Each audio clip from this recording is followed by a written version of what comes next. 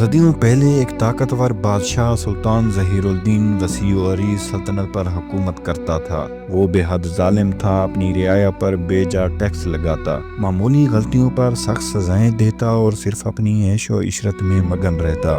محل سونے چاندی سے بھرا ہوا تھا، لیکن عوام بھوک سے مر رہی تھی۔ ویڈیو میں آگے بڑھنے سے پہلے نئے آنے والے دوستوں سے گزارش ہے ہمارے چینل کو سبسکرائب اور ویڈیو کو لائک ضرور کر دیں۔ ایک دن دربار میں ایک بوڑھا درویش آیا اور بولا، سلطان، ظلم کی عمر زیادہ نہیں ہوتی، ایک دن تمہیں بھی حساب دینا ہوگا۔ بادشاہ کہکے لگا کر ہنسا، میرا حساب کون لے گا، میں ہی قانون ہوں، میں ہی انصاف۔ پھر اس نے سپاہیوں کو حکم دیا کہ درویش کو قید میں ڈال دیا جائے۔ اس رات بادشاہ نے ایک عجیب خواب دیکھا۔ وہ اپنے تخت پر بیٹھا تھا کہ اچانک محل کے ستون گرنے لگے ہیں، فرش پھٹنے لگا ہے اور ہر طرف اندھیرا چھا گیا ہے۔ اچانک درویش سامنے آیا اور بولا، وقت قریب آ چکا ہے سلطان۔ بادشاہ خوف سے جاگ گیا، مگر اس نے خواب کو نظر انداز کیا اور ظلم جاری رکھا۔ کچھ دنوں بعد ایک عجیب واقعہ ہوا۔